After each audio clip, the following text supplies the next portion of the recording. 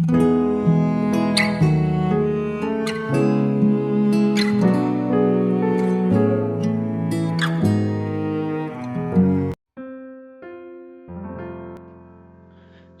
saudara yang dikasihi Tuhan Yesus dimanapun saudara berada.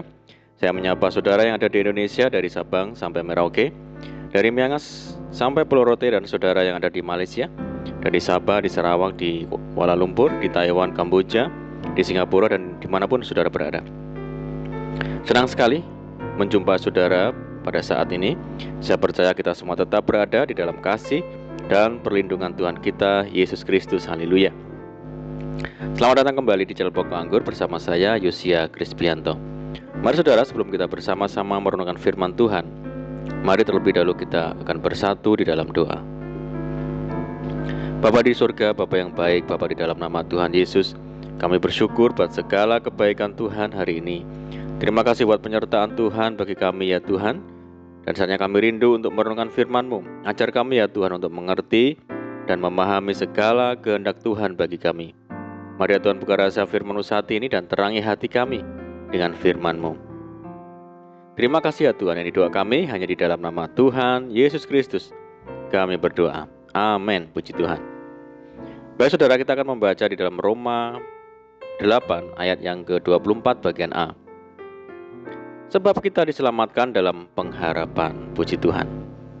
Saudaraku, semua orang pasti memiliki banyak keinginan dan juga harapan dalam hidupnya.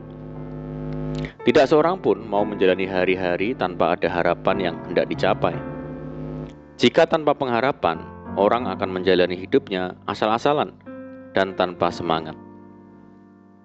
Siapakah di antara kita yang tidak ingin menjadi orang yang sukses, berhasil, dan memiliki masa depan yang cerah? Itulah sebabnya kita mulai merancang atau merencanakan segala sesuatu sejak dini, agar apa yang kita harapkan bisa menjadi kenyataan. Sebagai orang tua, kita pasti memiliki pengharapan yang besar terhadap anak-anak kita. Sebagai anak muda, kita pasti punya cita-cita untuk menuju sukses. Hal itu adalah gambaran pengharapan semua orang selama hidup di dunia ini, saudara. Padahal kita tahu bahwa kehidupan di dunia ini hanyalah sementara saja. Maka dari itu adalah bijak bagi kita sebagai orang percaya untuk tidak menggantungkan pengharapan kepada hal-hal yang sifatnya kelihatan. Karena tidak ada satu hal pun yang bisa kita harapkan dan andalkan di dunia ini, saudara. Firman Tuhan berkata, sebab bagaimana orang masih mengharapkan apa yang dilihatnya, tetapi jika kita mengharapkan apa yang tidak kita lihat, kita menantikannya dengan tekun. Lalu kepada siapa kita menaruh pengharapan itu? Yaitu hanya satu saja yang bisa menjadi pengharapan kita, yaitu pengharapan di dalam Yesus Kristus. Tuhan berkata, aku datang supaya mereka mempunyai hidup dan mempunyainya dalam segala kelimpahan. Saudaraku, bila kita berharap kepada Tuhan Yesus, pengharapan itu tidak pernah mengecewakan. Karena Tuhan tidak pernah lalai menepati janjinya. Dan saat kita menaruh pengharapan kita padanya, kita beroleh kekuatan dan semakin kokoh meski berada di tengah badai pencobaan. Karena pengharapan itu seperti sauh yang kuat. Saudara, sejak dari usia muda, Daud sudah belajar menaruh harapannya hanya kepada Tuhan. Daud sadar benar bahwa Tuhan adalah satu-satunya tempat sandaran dan pengharapan hidup, bukan yang lain. Daud berkata, kepadamulah aku bertopang mulai dari kandungan. Engkau telah mengeluarkan aku dari perut ibuku. Engkau yang selalu kupuji-puji. Daud menyadari bahwa manusia tidak selamanya muda dan perkasa. Semua pasti akan mengalami perubahan seiring berjalannya waktu. Yang muda menjadi tua, yang kuat dan gagah, lambat laun akan melemah kekuatannya.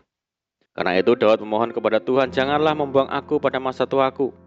Janganlah meninggalkan aku apabila kekuatanku habis. Begitu pula segala perkara yang ada di dunia ini tidak bisa diharapkan dan tidak mampu memberikan pengharapan yang pasti. Apalagi berharap kepada manusia termasuk keluarga, termasuk saudara, anak-anak, dan sebagainya. Kita akan mudah sekali kecewa, saudara. Firman Tuhan sudah memperingatkan manusia sama seperti angin. Hari-harinya seperti bayang-bayang yang lewat. Mari kita teladani sikap Daud yang hanya bergantung dan menaruh pengharapan hanya kepada Tuhan. Bila kita menaruh harap hanya kepada Tuhan, kita tidak akan pernah dikecewakannya, karena Dia tidak pernah akan berubah. Tuhan berjanji, sampai masa tuamu aku tetap Dia, dan sampai masa putih rambutmu aku menggendong kamu. Aku telah melakukannya dan mau menanggung kamu terus. Aku mau memikul kamu dan menyelamatkan kamu. Saudara, apa dan siapa sumber pengharapan saudara? Adalah salah besar jika saudara menaruh pengharapan kepada orang-orang yang saudara anggap hebat dan kuat.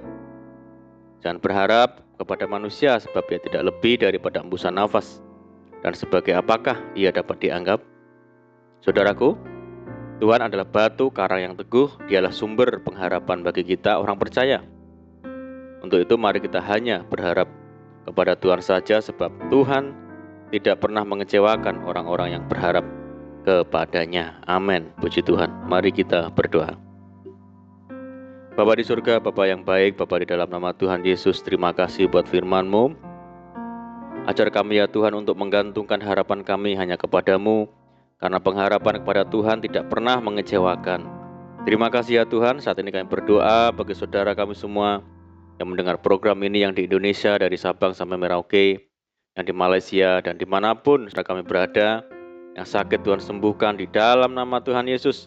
Yang hidup dalam tekanan, kesulitan, persoalan, mari ya Tuhan tolong mereka. Bebaskan mereka, berkati dan pulihkan hidup mereka. Buka jalan di dalam nama Tuhan Yesus. Tuhan memberkati mereka dalam rumah tangga, dalam pekerjaan, dalam bisnis, pendidikan, dan apapun yang dikerjakan. Berdoa bagi saudara kami yang hidup dalam ikatan dan belenggu dosa. Mari Tuhan lepaskan di dalam nama Tuhan Yesus. Yang berdoa bagi bangsa kami Indonesia saat ini menghadapi pandemi COVID-19 dan semua dampak yang ditimbulkan di segala sendi-sendi kehidupan. Mari ya Tuhan berikan belas kasihan Tuhan bagi bangsa kami, sehingga bangsa kami dapat mengatasinya. Pulihkan bangsa kami ya Tuhan, berkati negeri kami. Dan kami berdoa untuk program vaksinasi nasional. Tuhan tolong berikan kelancaran dan kemudahan, dan kerinduan kami mohon belas kasihan Tuhan, kiranya pandemi global ini segera berakhir sehingga kami kembali lagi hidup secara normal dan menjalankan aktivitas secara normal kembali. Terima kasih Tuhan. Ini doa kami. Kami percaya Tuhan mendengar seruan doa kami. Hanya di dalam nama Tuhan Yesus Kristus kami berdoa. Amin. Puji Tuhan. Puji Tuhan, saudaraku, kita sudah berdoa. Saya percaya saat ini kita dikuatkan dan diberkati. Mari saudara, kita tetap semangat di dalam Tuhan. Jangan berputus asa, tetap berdoa, bersukacita senantiasa. Sebab di dalam Tuhan kita sanggup melakukan segala perkara. Selamat malam dan selamat beristirahat. Doa saya menyertai saudara semua. Tuhan Yesus memberkati. Haleluya.